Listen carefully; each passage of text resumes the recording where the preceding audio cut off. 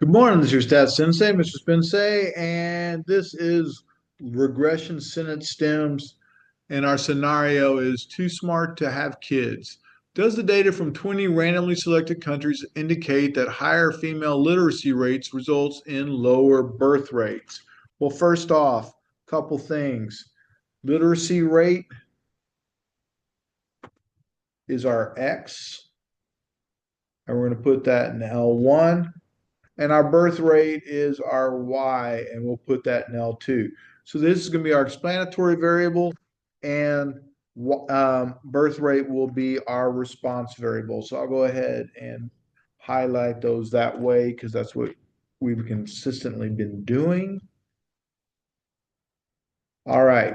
So the very first thing I need to do is I need to take a moment and go, all right, did I do everything on a calculator? I need to pause this for just a moment. Sorry about that. All right, I'm back. I needed to adjust the light. So, need to take this information and I need to drop it in a stat edit. So, the very first thing I need to do is press blue mode or mode, excuse me. And I need to make sure stat diagnostics is on.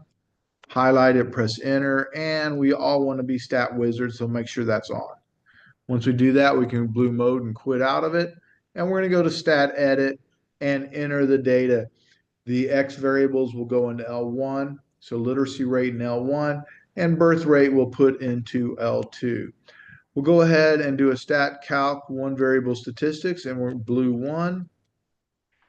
And I see that the average is 73.6 with a standard deviation of 19.9. That way I know I don't have a data entry error. Then I'm going to go stat calc, one variable statistics, blue 2, and do the same thing. Blue 2. And I find I have a Y average of 26.9 and a standard deviation of 10.506. So I feel pretty confident that I don't have any data entry errors. Once I've done that, I'm going to go ahead and run my test. So stat, test, linear regression t-test, which happens to be letter F. This needs to be not equal. Regression equation needs to be alpha button followed by trace.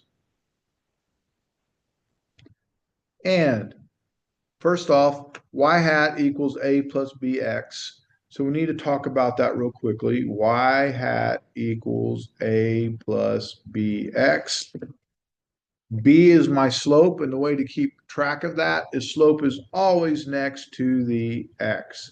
So that's my slope. So B is going to be my slope, and A will be my y-intercept. So A's my y-intercept in this case is 54.63, and my slope is a negative 0.3689. So the very first thing they asked for is our y-intercept, and we just said that, hey, that happens to be y-intercept is letter A, and letter A is 54.639. It asked for our slope, which is negative 0.3768. And I'm going to go highlight these. That's my y-intercept, and this is my slope. The next thing we ask for is the coefficient of determination. If I scroll down one, there it is, 0.5102, all right, or 51.02%. And I do like those written as a percent at this point because when we talk about it, when we use it for calculations, we need it as a decimal, but when we talk about it, we talk about it as a percent. And the next thing is my correlation coefficient. And as we've said before, correlation coefficient is made of two things. It's made out of the sine of the slope. And if you notice, our slope sign is negative, so our correlation coefficient is negative. And it's the square root of r squared. Now, this does show up on the calculator if we scroll down one. But I'm going to take that 5.1027, 51027, and raise it to the half power. And sure enough, there's that 7.143, but it's negative because the slope is negative. The next thing we need to do is write our regression equation. So technically y hat equals 54.639, where this is my y-intercept, and the negative 0.3768 is my slope. And or, which is better, birth rate, which is our response variable. So this right here is my response variable, equals my y-intercept minus our slope, and then we have our literacy rate, which is our x variable. Okay? All right, the next thing it asks us to do is calculate Congo's. It says, hey, you use the Congo literacy rate to estimate the birth rate. So we're supposed to predict the birth rate for Congo. So first off, we need to look at our regression equation. Well, what is our regression equation? Well, we just said it was y hat equals 54.6391 minus 0.3768x. So what we're going to do is we're going to plug in 49 for our x value, and we're going to come up with our prediction. So I'm just going to take it to the calculator and go, all right, 54.639 minus 0.3768. And for x, we're going to plug in that 49. And we get 36.1758. So we're expecting a 36.1759. That's our predicted. All right. Now, that wasn't our actual. And by the way, that 49 came from our x. The next thing we're going to do is we're going to do the same thing, but for Ecuador. Well, Ecuador, they have an x value of 84. So instead of plugging in 49 for the x, we're going to plug in 84. So we're going to do essentially the same thing. And I'm just going to pull that down and change that 49 to an 84, because I just plugged in that 84 for x, and I end up getting 22.9878. All right, so that's my predicted value as well.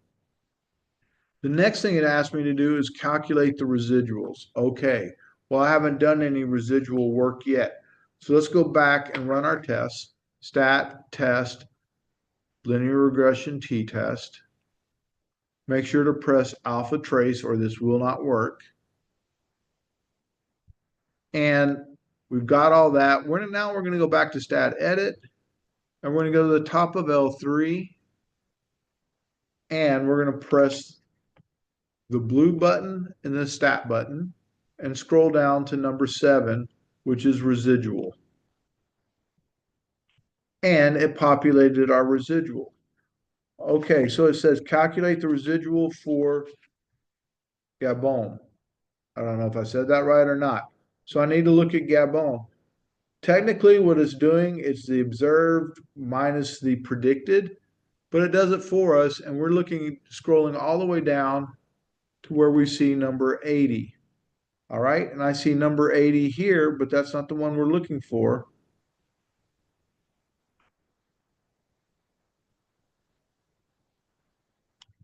$80 and 32, that's Gabon.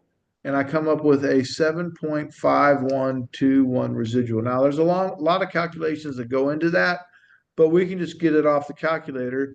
And when we pull it off the calculator, 7.51.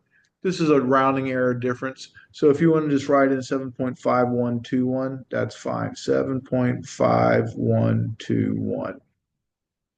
Now it says calculate the residual for Poland. Well, Poland's up at a 99 and it's way up at the top, so I need to scroll up. And there's 99 and 9.8. So I know I have Poland, and they have a residual of negative 7.527. Once again, these are the actual calculations, but I think that's not what we're looking for right now. So our calculations, we come up with a negative 7.527. 527.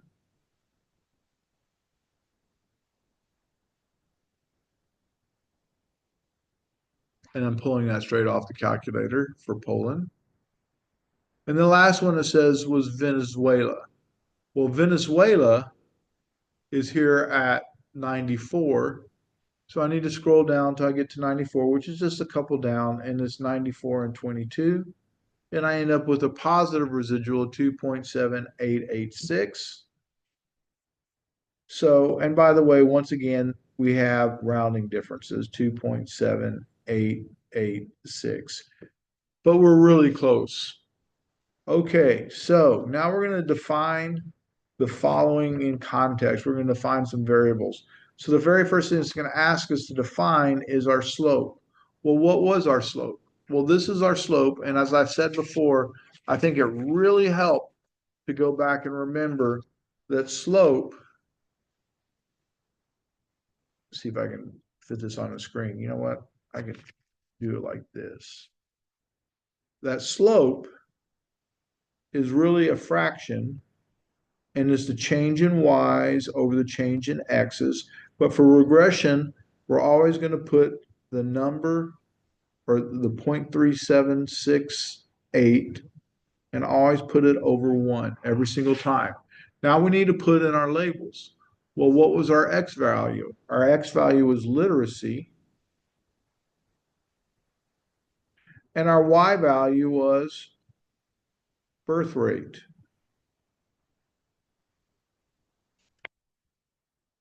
So here we have birth rate, and here we have literacy. All right. So for every 1 unit increase in literacy, there's a decrease of 0.3768 in birth rate. So let's see how that ties it using that information, how that ties into our sentence sim. So there's a 0.3768 decrease. And by the way, decrease, and the reason we're using the word decrease is because when we look at our slope is negative. Okay, we don't always use the word decrease, but we have to use the word decrease here because our slope value happens to be a negative. All right, because it's negative, we have a decrease. In birth rate, well, birth rate we said was our y.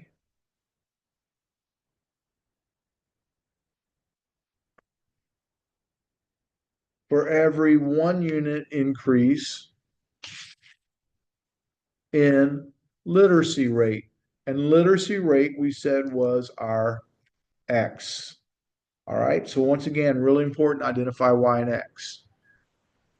The next thing, it asks for our correlation coefficient. Well, we pulled that straight off the calculator. And I'm going to go show you where I got that. Stat, test, linear regression t-test. Oops, alpha trace. Scroll down, there's R, and it's negative. And remember, it's negative because our slope is negative. So I'm going to go ahead and highlight that because of that slope. And I'm going to go ahead and highlight this because this came from the R squared. So there's in this case, I'm going to scratch out and say that there is a strong negative linear relationship. All right. Because we're over 70%, we like to say that that's strong. So there's a strong negative linear relationship. Actually, I'm going to pause this for a moment to make sure I'm being consistent. I'm glad I paused. We said if it was greater than 75%, it was strong. This is less than 75%. So this is moderately strong. So this needs to be moderately strong. And you know what? I'm going to pull out the sentence stems real quickly. This will take just a moment to find.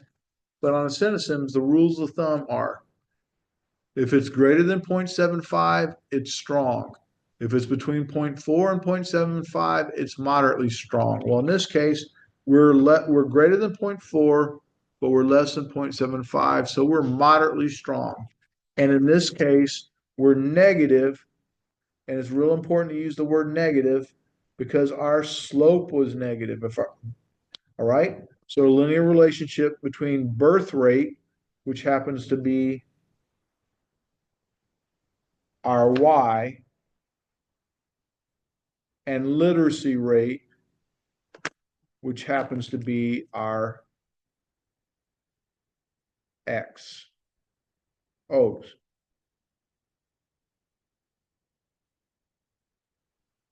I labeled that wrong. Literacy, I said X, but I wrote Y, so change that to, all right. So there's a moderately strong negative from our slope linear relationship between a country's birth rate and the country's literacy rate. The next thing is R squared. Well, we calculated R squared earlier. We said R squared was 51%.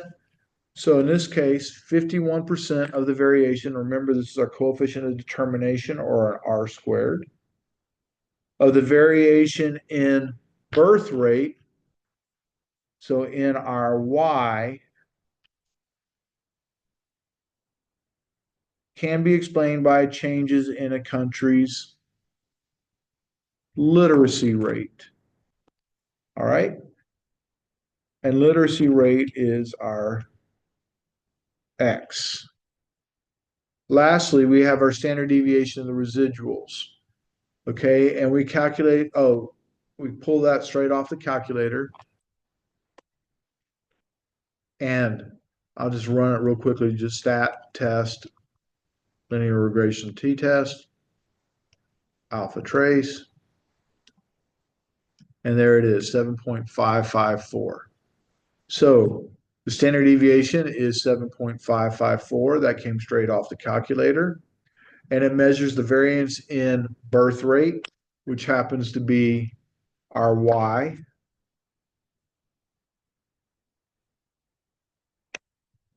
for a given country's literacy rate. And remember, literacy rate is our X.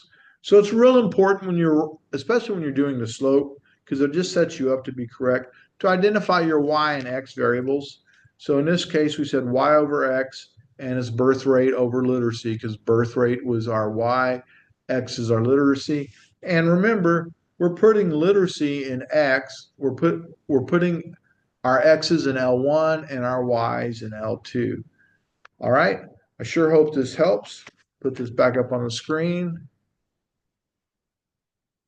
And I look forward to seeing you on the next one. Thanks for watching.